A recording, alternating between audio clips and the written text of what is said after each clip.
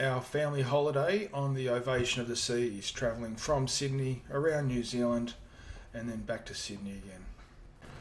There were 2 adults and 2 kids sharing side-by-side rooms with a middle door linking the 2 rooms together. We were on deck 10, room 288 and 286. This is our second cruise we've been on. It's a 10-day cruise, both with Royal Caribbean, and similar setup rooms as we had last time. Our room had 2 USB ports you can plug directly in, and then there was another couple of plugs that you can buy. Just buy the general kit that fits most adapters. You can't bring any power leads, power banks, stuff like that to plug in. They'll confiscate those off you, so just bring a plug-in wall adapter with multiple USB adapter points within that one unit. Really nothing with a lead will allow on the boat. Rooms were really comfortable as usual. Showers were amazing. Constant hot water, unlimited. Toilets use similar flushing as an aircraft would, so it just sucks the waste down. We chose the port side as it was the direction we were going around New Zealand. This is the view from port side, the left side of the boat.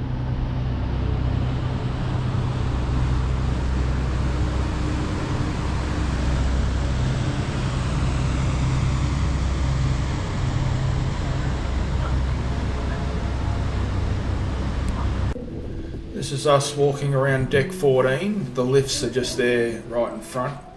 There's about 10 lifts all up. And these are the staircases that run all the way through the boat, but generally you're going to use the lifts most of the time. This is walking out into the pool area of deck 14. On the right hand side as we walk out, that used to be an Asian shop on a previous boat we've been on, but that was a fish and chip shop on this boat. The pool deck, a lot of kids activities to do here, slides, pools and spas for adults. This is the outside section. This is us walking into the fish and chip shop just to get a bit of a snack. Again, this is free. Most of your cafes and stuff are free on the boat.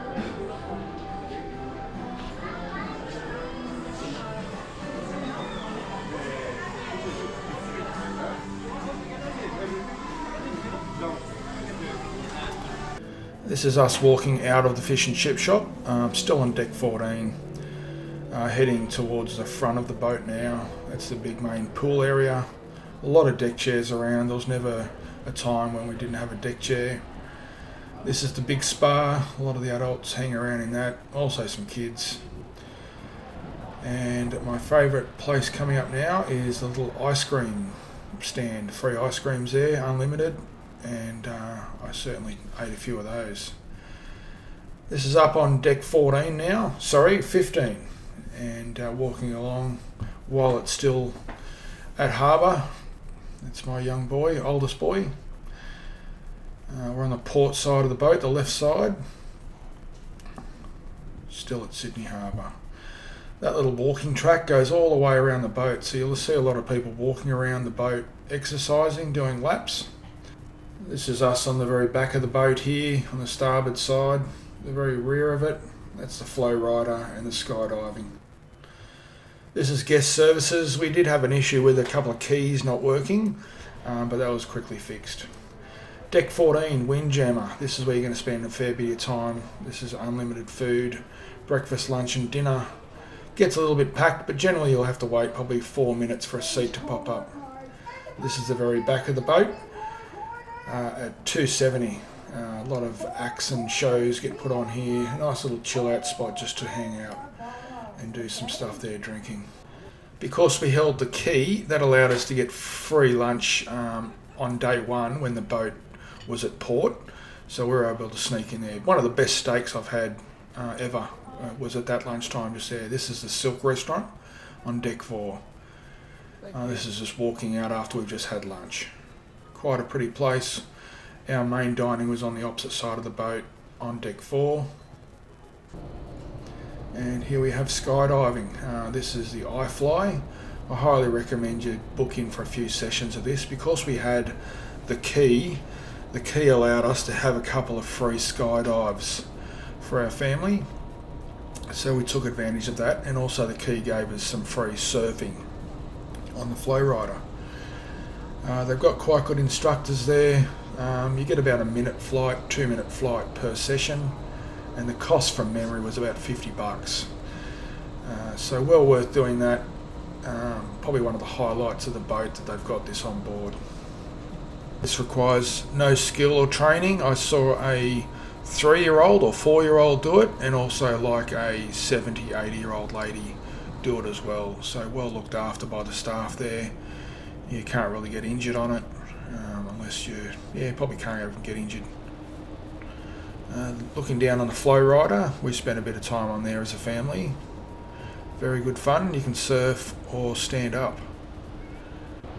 By the end of the trip, this is my boy, the eldest. He really nailed the surfing, and I sort of did okay on it. I'm not as flexible anymore, but it was still amazing fun. A lot of sessions were free because you had the key, and it was open most of the time. During high seas, strong winds, they did cancel it a couple of times, but realistically we would have spent 2-3 hours on this surf wave here. Looking out the back of the boat from deck 15 from FlowRider, that's the exhaust coming out of the ship. I didn't really notice that, to be honest. It sort of shoots off to one side or the other. And this is at the sounds. This is where most of the ship personnel, customers come up on deck. The deck was full because we were in this amazing sight of the sounds. Well worth getting out of bed at this time and going for a look around up there.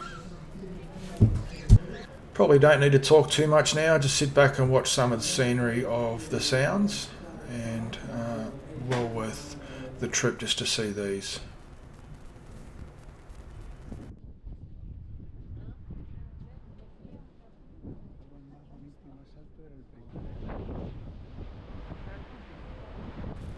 Our view at lunchtime while we're travelling through the sounds or coming out of them, really pretty. This is from our balcony deck at our room.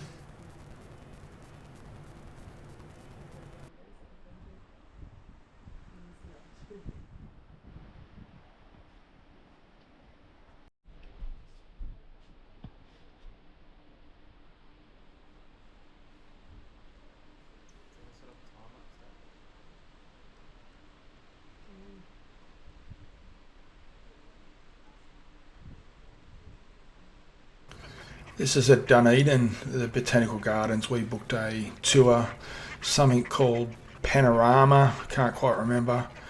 Just a short bus ride, got us off the boat. Really not much to see, to be honest. It was good to get off the boat and hang out, feed the ducks.